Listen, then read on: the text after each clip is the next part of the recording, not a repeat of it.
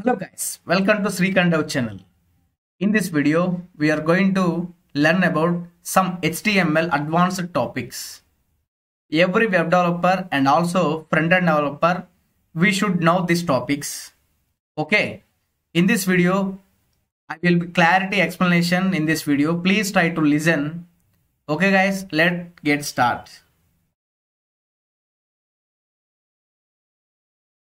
Okay guys, HTML advanced topics, including block elements and inline elements. We discussing first of all block elements. Block elements always take the full width of the page. అంటే ఈ block elements అంటే always take ఎప్పుడు కూడా ఇది full width of the page. ఇక్కడ D రావాలి, నేను D mention చేయలేదు, ఇక్కడ స్పెల్లింగ్ మిస్టేక్ ఉంటుంది. ఓకే, ఇక్కడ always take the full width of the page అంటే మనం ఏదైనా పారాగ్రాఫ్స్ కానీ డివ్స్ కానీ తీసుకుంటే ఇది డైరెక్ట్గా విడ్త్ అనేది మొత్తం తీసుకుంటుంది అనమాట, స్పేస్ కొంచెం కాకుండా full width of the page. దానివల్ల ఏంటంటే మనకి చాలా ఇబ్బందులు వస్తాయి. మనకి ఓన్లీ కొంతవరకు ఆక్యుపై కావాలి వెబ్సైట్లో. ఇది ఆటోమేటిక్ ఏంటంటే the full width of the page always ఎప్పుడూ కూడా ఇది ఫుల్ విడ్త్గా తీసుకుంటుంది వెబ్సైట్లో. The automatically start on a new line. ఇది కొత్తగా న్యూ లైన్గా స్టార్ట్ అవుతుంది, మొదలవుతుంది. అంటే వీటిలో ఎండింగ్ ఫర్ ఎగ్జాంపుల్స్ కోడ్స్ ఉన్నాయి. ఇక్కడ div and paragraph H1 to H6 వరకు ఉన్నాయి. ఇది starting automatically start new line, కొత్త లైన్ వస్తాయి వీటిని. అంటే దాంట్లోనే మనం ఏం చేయాలంటే డివ్స్లో కానీ పారాగ్రాఫ్లో కానీ ఆటోమేటిక్ కొత్త లైన్ ఇస్తాం, వేరే ఇవ్వడానికి ఛాన్స్ ఉండదు వీటిల్లో. Okay, examples div paragraph H1 to H6 వరకు ఇది full width of the page, ఆటోమేటిక్గా వెబ్సైట్లో ఫుల్ విడ్త్ అనేది వచ్చేస్తుంది ఇది. Okay, and next one inline elements. Inline elements take only the space they need. They do not break into a new line. Inline elements take only the space on the space they need. అంటే ఈ inline elements ఏంటంటే ఎంతవరకు కావాలో అంతవరకు తీసుకుంటుంది. For example నేను ఒక స్కూల్కి సంబంధించిన చిన్న అడ్వాన్స్ ఇంట్రడక్షన్ ఇస్తాను. నేను ఈ అడ్వాన్స్ టాపిక్ గురించి ఒకసారి ట్రై టు లిజన్. ఇప్పుడు ఒక స్కూల్ ఉంది. ఒక స్కూల్లో చాలామంది స్టూడెంట్స్ అనేది స్కూల్లో వస్తూ ఉంటారు, పోతూ ఉంటారు. అయితే రెగ్యులర్గా ఒక స్టూడెంట్ ఉంటాడు అనుకోండి. ఆ స్టూడెంట్ వస్తాడు, వెళ్తాడు, ఒకే బెంచ్లో కూర్చుంటాడు. తను ఎవరికి స్పేస్ ఇవ్వకుండా ఒక్కడనే కూర్చుంటాడు, ఒక్కడే తన పని చేసుకొని వెళ్ళిపోతాడు. దీన్ని ఏమంటారంటే బ్లాక్ ఎలిమెంట్స్ అని అంటారు. అంటే ఆ బెంచ్లో తను ఒక్కడే కూర్చుంటాడు, తను ఒక్కడే ఆ బెంచ్ అంతా ఆక్యుపై చేసుకుంటాడు, full width of the page. ఆటోమేటిక్గా ఆ విడ్త్ అంతా తనే స్పేస్ని ఆక్యుపై చేసుకొని తనే కూర్చోవాలనుకుంటాడు. ఇదొకటి. Inline elements take only the space the need. అంటే ఎంతవరకు అవసరమో అంతవరకే ఉంటుంది అది. ఈ ఎగ్జాంపుల్ కోడ్స్ ఏమున్నాయంటే ఎగ్జాంపుల్ స్పాన్ ఉన్నాయి, ఇమేజెస్ ఉన్నాయి. అంటే ఎంతవరకు కావాలో మనకి ఇమేజ్ SRC ఇవన్నీ ఉన్నాయి. మనకి ఎంతవరకు కావాలో అంతవరకు తీసుకుంటాయి. ఓకే, మార్క్ కానీ హైలైటింగ్ చేయడానికి ట్యాగ్స్ ఉన్నాయి, వాటిని మనం తెలుసుకోబోతాం నెక్స్ట్. ఓకే, బ్లాక్ ఎలిమెంట్స్ అంటే full width of the page అంతవరకు. ఫుల్ విడ్త్ అంటే మొత్తం ఆక్యుపై చేస్తాయి. చెప్పాను కదా, స్కూల్లో ఒక అబ్బాయి ఆ బెంచ్ మొత్తం ఆక్యుపై చేసుకుంటాడు. అదే ఇన్లైన్ ఎలిమెంట్స్ అనుకోండి. Inline elements take only the space the need. ఎంతవరకు అవసరమో అంతే తీసుకుంటాడు. Okay, and the do not break into a new line. ఇక్కడ బ్రేక్ చేయడానికి, క్రొత్తగా చేయడానికి వీటిలో ఏముండదు అనమాట. డైరెక్ట్గా దీన్ని మనం తీసుకుంటాం. ఇంకా అంటే ఇప్పుడు ఇక్కడ పైన examples div paragraph H1 to H6 వరకు ఉన్నాయి కదా, వీటిలోనే మనం దాంట్లో రాస్తాం అనమాట. అంటే మీకు ఫర్ ఎగ్జాంపుల్ గుర్తుంచుకోండి, ఇప్పుడు మనం చెప్పుకున్నాం కదా, ఒక స్కూల్లో ఒక అబ్బాయి బెంచి కూర్చుంటాడు, ఫుల్ విడ్త్ తను తీసుకుంటాడు, తనే ఉంటాడు కదా, తనే ఆక్యుపై చేసుకుంటాడని చెప్పాం కదా. దీంట్లో ఇన్లైన్ ఎలిమెంట్స్ అంటే ఈ బ్లాక్ ఎలిమెంట్స్లో ఇన్లైన్ ఎలిమెంట్స్ తీసుకుంటాం మనం. ఇప్పుడు div paragraph H1 to H6 వరకు ట్యాగ్స్ తీసుకొని దాంట్లో ఇన్లైన్ ఎలిమెంట్స్ తీసుకుంటాం.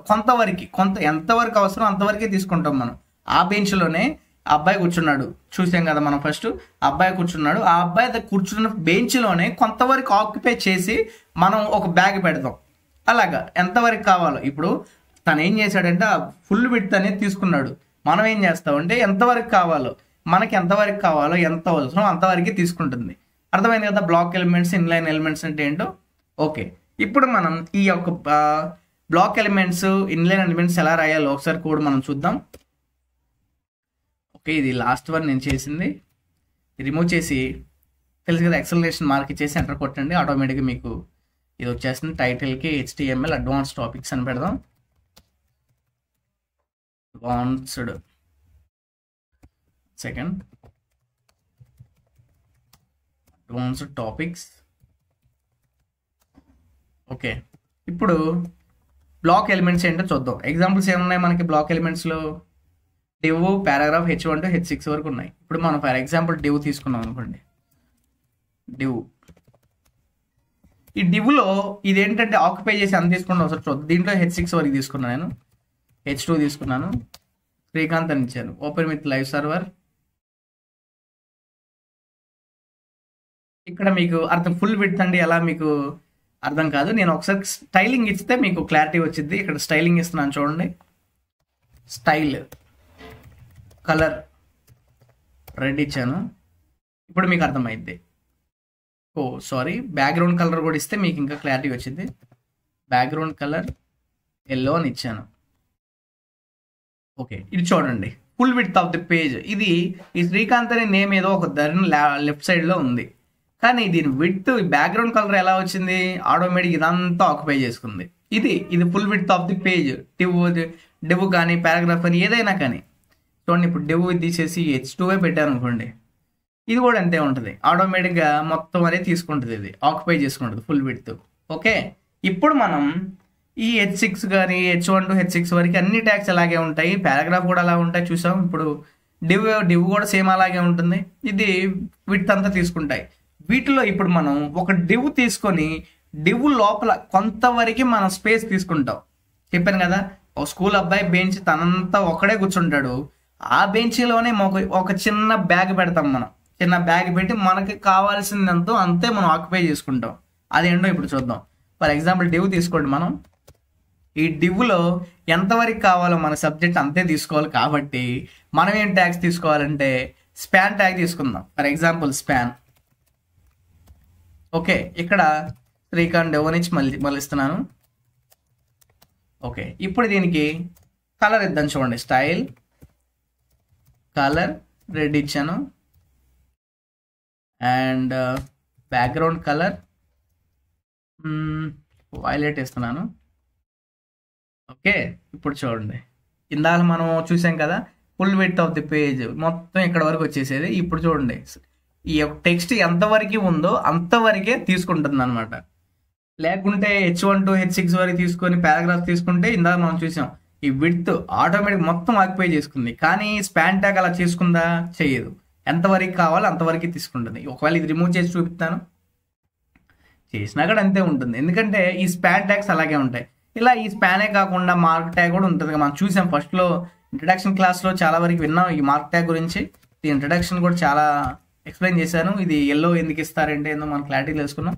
ఫర్ ఎగ్జాంపుల్ శ్రీకాంత్ అని మళ్ళీ పెడతాను. ఇప్పుడు మార్క్ ట్యాగ్ ఎల్లో మీరు ఏమొస్తుందో ఒకసారి కామెంట్ బాక్స్లో చెప్పండి ఏ కలర్ వస్తుందో.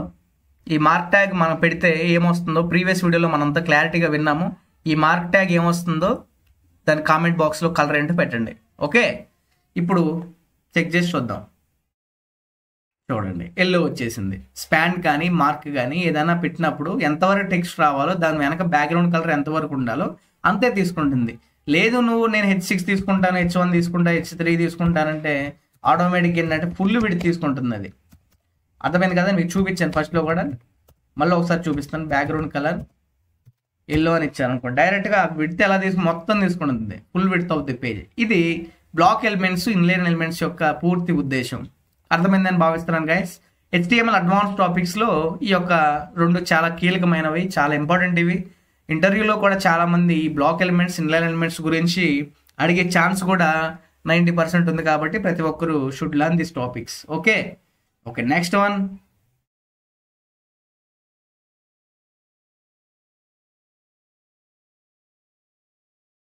ఓకే, HTML అడ్వాన్స్ టాపిక్స్లో మెటా ట్యాగ్స్ SEO.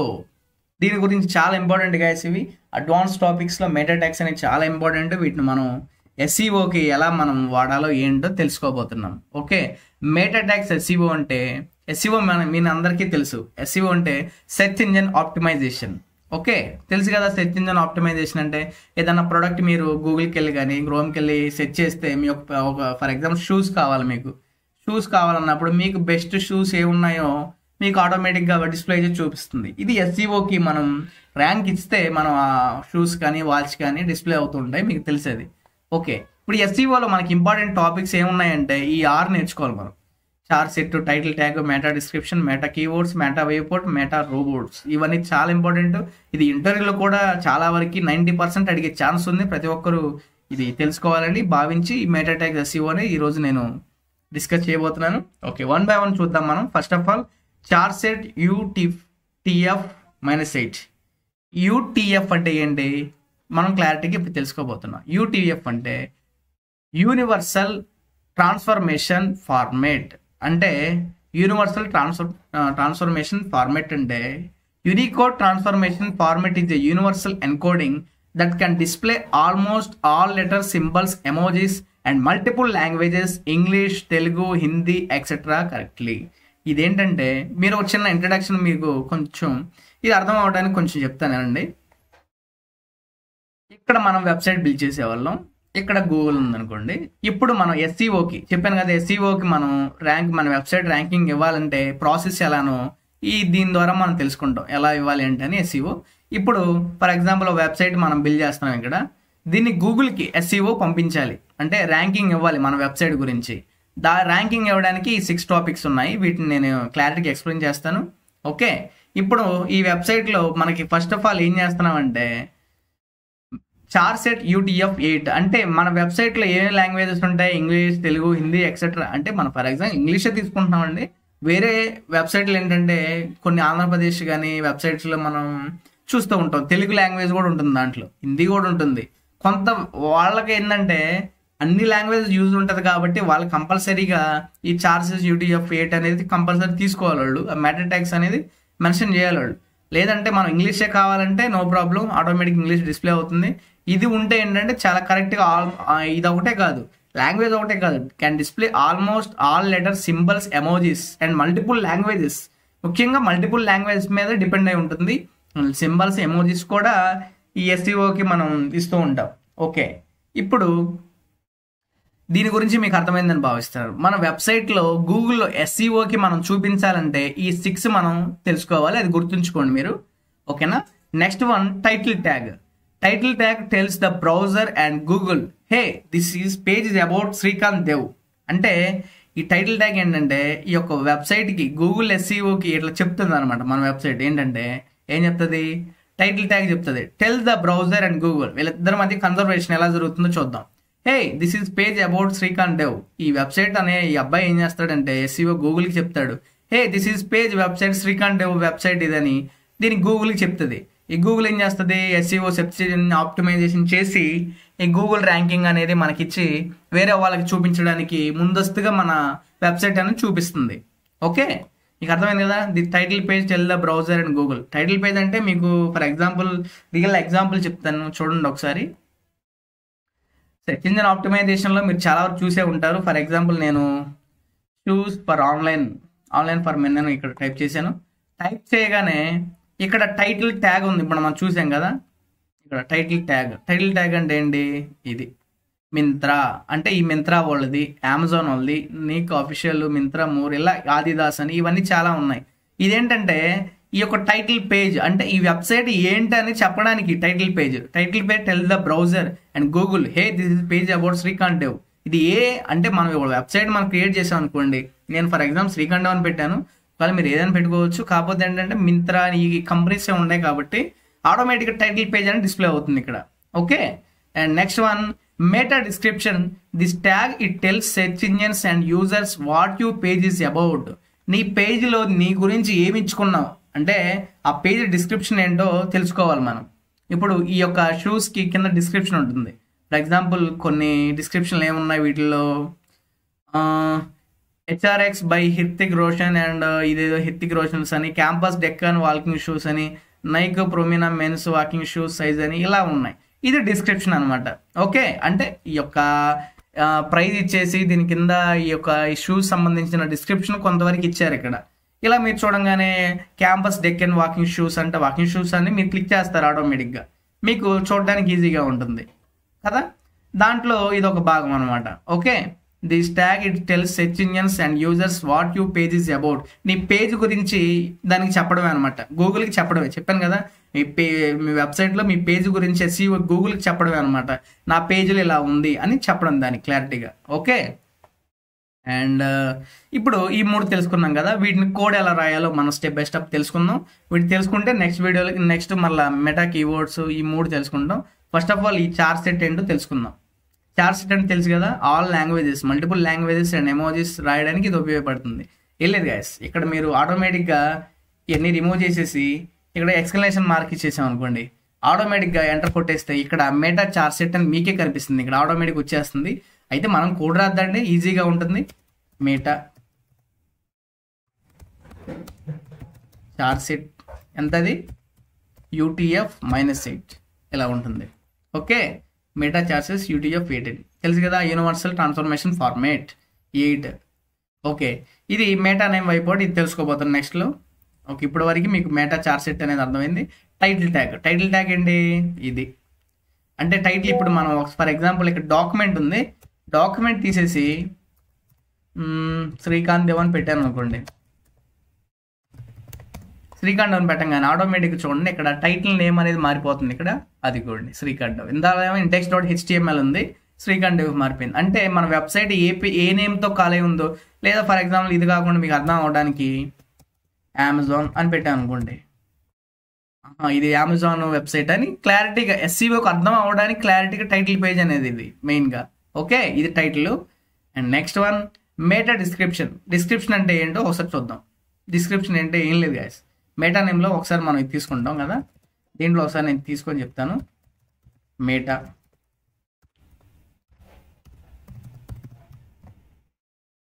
ఓకే,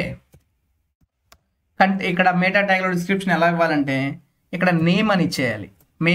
నేమ్కి ఏమి ఇవ్వాలి, డిస్క్రిప్షన్ ఇవ్వాలి మనం.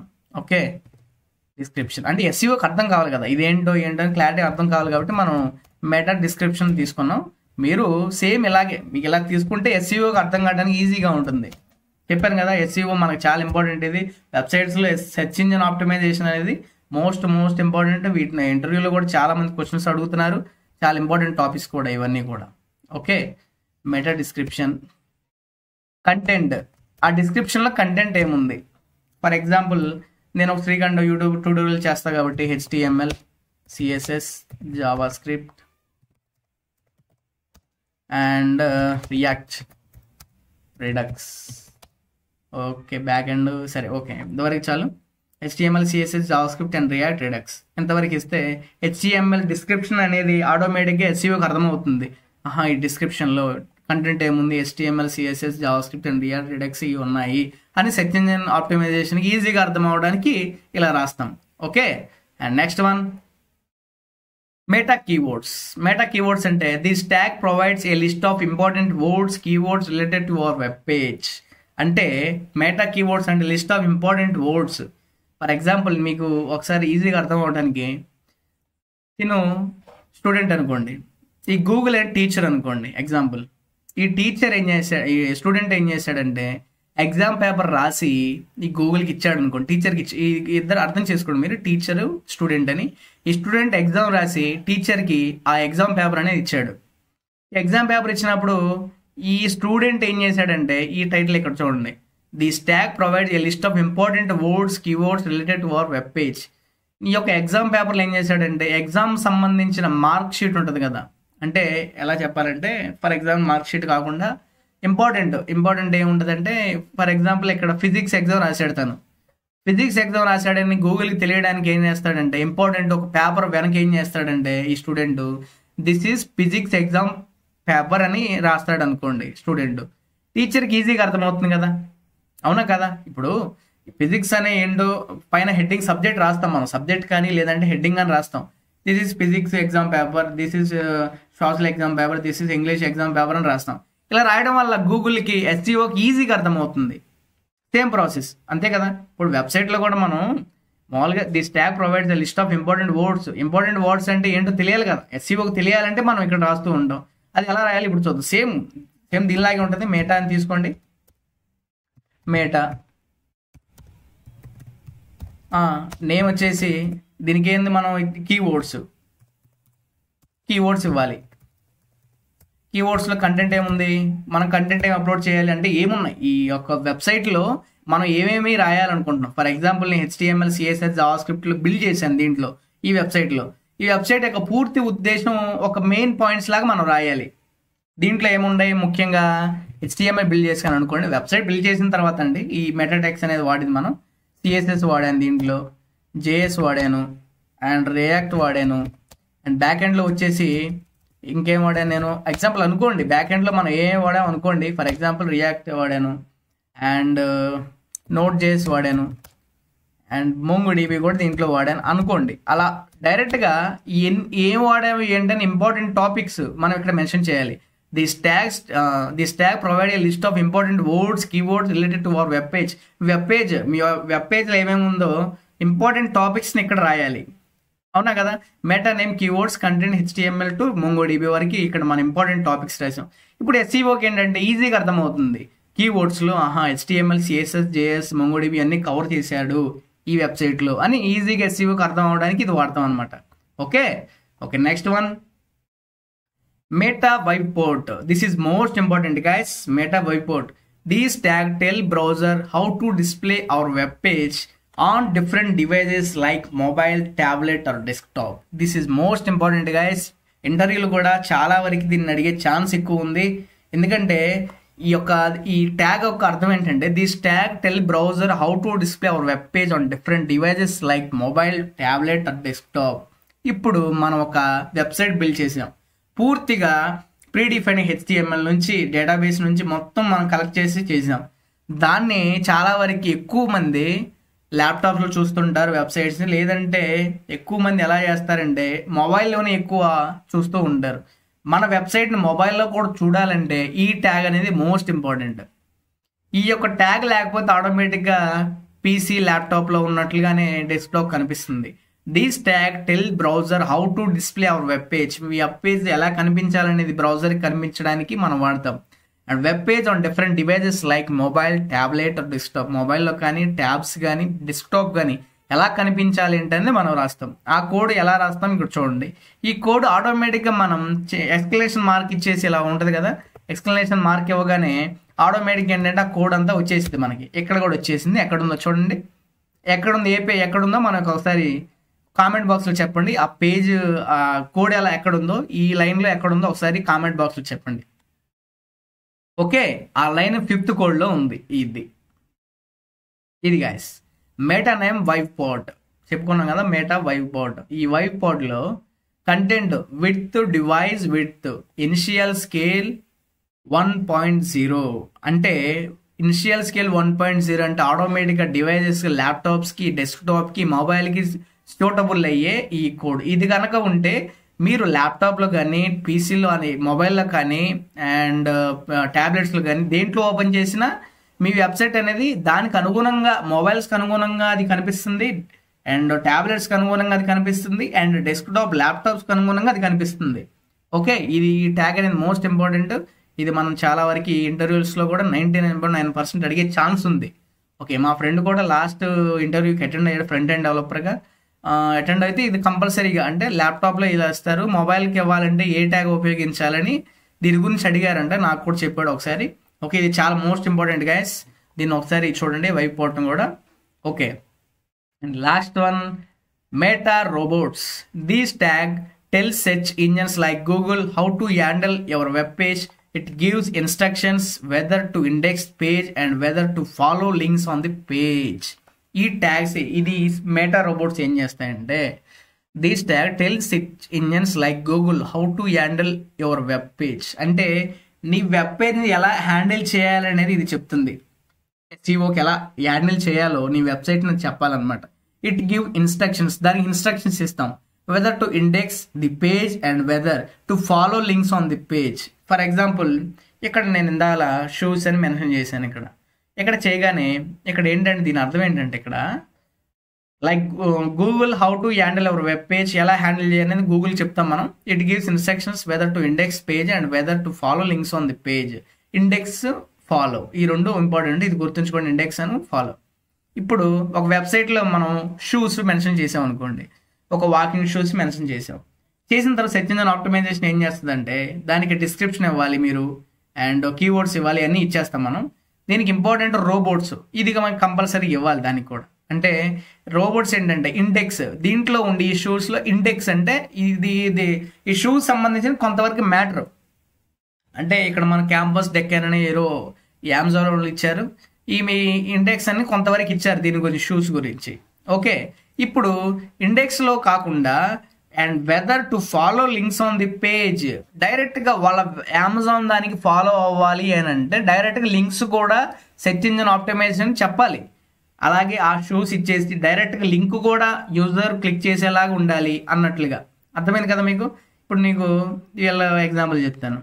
మనం వెబ్సైట్ చేసి గూగుల్కి చెప్తున్నాం, నేను ఒక ప్రోడక్ట్ చేశాను, షూస్ అనేది చేశానని టీచర్ చెప్తున్నాం, గూగుల్ టీచర్ చెప్తున్నాం. తను ఏం చేస్తాడంటే మెటా రోబోట్స్ కొన ఇచ్చేసి నేను షూస్ కింద చిన్న ఇండెక్స్ ఇచ్చాను, లేదా చిన్న ఇన్ఫర్మేషన్ ఇచ్చాను. ఆ యూజరు గూగుల్ చెప్తున్నాడు, ఈ స్టూడెంట్ యూజరు డైరెక్ట్గా షూస్ మీద వచ్చి క్లిక్ చేసిన తర్వాత ఆ షూస్ మీద క్లిక్ చేసిన తర్వాత డైరెక్ట్గా మన వెబ్సైట్కి వచ్చేయాలి తను అనేది ఫాలో లింక్స్. ఇక్కడ చూడండి, దీంట్లో మీరు చూసి ఉండారు, weather to index the page and whether to follow links on the page. డైరెక్ట్గా వచ్చి ఇలా చూసిన తర్వాత డైరెక్ట్గా ఆ లింక్స్ అనేది కూడా సెర్చ్ ఇంజిన్ ఆప్టిమైజేషన్ లింక్ అనేది కూడా అవైలబుల్గా యూజర్కి కనిపించాలి. అందువల్ల ఇక్కడ అవైలబుల్గా ఇది కూడా ఉంది. క్యాంపస్ డెక్కన్ అని ఇలా రైట్ క్లిక్ ఇస్తే డైరెక్ట్గా ఏంటంటే ఇక్కడ లింక్స్ అనేది డిస్ప్లే అవుతుంది. ఇదిగోండి అమెజాన్ ఉంది కదా, దీని మీద ఈ అమెజాన్ మీద క్లిక్ చేయగానే ఆటోమేటిక్గా వాళ్ళ పేజీకి తీసుకెళ్తుంది అది. ఓకే, ఇలా ఉంటుంది అనమాట. అంటే ఈ యొక్క ఇన్ఫర్మేషనే మనం గ్యాదర్ చేయకుండా డైరెక్ట్గా ఇది క్లిక్ చేస్తే తన ఇన్ఫర్మేషన్ అమెజాన్ ఈ వెబ్సైట్కి ఫాలో లింక్స్, ఈ లింక్ ఇవ్వడం వల్ల డైరెక్ట్గా తన వెబ్సైట్ అమెజాన్కి వెళ్ళిపోతాడు ఆటోమేటిక్గా. ఇది ఇంపార్టెంట్ అని, రోబోట్స్ ఇంపార్టెంట్ అని మనం చూసుకుంటాం. ఓకే, చాలా important meta robots and meta wave port. అంటే ప్రొడక్ట్ డీటెయిల్స్ ఇచ్చిన తర్వాత కూడా దాని యొక్క లింక్స్ మనం ఇచ్చేసి డైరెక్ట్గా మన వెబ్సైట్కి కూడా యూజర్ని తీసుకురావచ్చు. అదే ఈ యొక్క SEOకి మనం ఇచ్చే చిన్న ర్యాంకింగ్ అనమాట. చెప్పాను కదా, అర్థమైంది కదా. వెబ్సైట్ మనం బిల్డ్ చేసేది మనము గూగుల్కి చెప్తాం ఏమేమి ఇవ్వాలి, చార్ సెట్, ఇది సింబల్స్ అన్ని లాంగ్వేజెస్ దీంట్లో అవైలబుల్గా రావాలి గూగుల్ ఇట్లా అని చెప్పాలని మనం చెప్తాం. And title tag for example Amazon కానీ శ్రీకాంత్ కానీ ఎట్లా రావాలని చెప్తాం. నెక్స్ట్ వన్ స్టూడెంట్ మళ్ళీ చెప్తాడు, డిస్క్రిప్షన్ రావాలని చెప్తాడు, మెటా కీవర్డ్స్ రావాలని, మెటా వైపోర్ట్ అని, మెటా రోబోట్స్ అని చెప్తూ ఉంటాడు. కానీ వీటిలో మోస్ట్ ఇంపార్టెంట్ మనం SEOకి ఏది మనం ఇవ్వాలని అంటే మెయిన్గా SEO ఏది తీసుకుంటుందంటే ఈ గూగుల్లో మెయిన్గా టైటిల్ ట్యాగ్ కూడా తీసుకుంటుంది, మెయిన్ ఇంపార్టెంట్. అయితే ఈ 6 తీసుకోదండి, వీటిలో కొంతవరకు తీసుకుంటుంది. ఓకేనా, దీంట్లో టైటిల్ ట్యాగ్ కూడా తీసుకుంటుంది, దాని తర్వాత డిస్క్రిప్షన్ అనేది తీసుకుంటుంది. ఈ డిస్క్రిప్షన్ తర్వాత మెటా రోబోట్స్, ఇది మోస్ట్ ఇంపార్టెంట్, ఇది తీసుకుంటుంది. కాకపోతే ఇంటర్వ్యూలో ఏంటంటే ఇవి మనం కోడ్ బిల్డ్ చేస్తాం అనమాట. మెటా వైపోర్ట్ కానీ కీవర్డ్స్ కానీ ఇది మనం కోడ్ బిల్డ్ చేసి రాస్తూ ఉంటాం మన వెబ్సైట్లో. ఎందుకంటే మెటా వైపోర్ట్ అంటే డిఫరెంట్ డివైజెస్కి అది సూటబుల్ ఉండాలి కాబట్టి దీన్ని చేస్తూ ఉంటాం. కాబట్టి ఈ మోస్ట్ ఇంపార్టెంట్ గైస్, ఇది అడ్వాన్స్డ్ టాపిక్స్లో HTMLలో ఈ యొక్క 6 అనేది చాలా మోస్ట్ ఇంపార్టెంట్. ఎక్కువ ఇంటర్వ్యూలో కూడా చాలామంది అడిగారు అని తెలిసింది. కాబట్టి ఇది చాలా వరకు మోస్ట్ ఇంపార్టెంట్. వీటిని ఒకసారి మీరు కూడా వీటి గురించి క్లారిటీగా తెలుసుకోండి. అండ్ ఏదైనా డౌట్స్ ఉంటే నన్ను కామెంట్ బాక్స్లో అడగండి, నేను కంపల్సరీ రిప్లై ఇస్తాను. ఓకే గైస్, ఇప్పటివరకు మీకు HTML అడ్వాన్స్ టాపిక్స్ అర్థమయ్యాయని భావిస్తున్నాను. ఓకే, అండ్ నెక్స్ట్ ఇంకొక వీడియోతో మరలా లాస్ట్ ఇంకా ఇది HTMLలో ఇంకొక ఈ అడ్వాన్స్ టాపిక్స్లోనే పార్ట్ 2 ఉంటుంది. ఆ పార్ట్ 2 తెలుసుకొని మనం నెక్స్ట్ CSSకి మూవ్ అవుదాం. ఓకే, ఇప్పటివరకు ఈ వీడియోను HTML అడ్వాన్స్ టాపిక్స్ పార్ట్ 1 మీకు క్లారిటీగా అర్థమైందని భావిస్తున్నాను. మరొక వీడియోతో మరలా కలుద్దాం. Okay guys, thanks for watching. Thank you very much.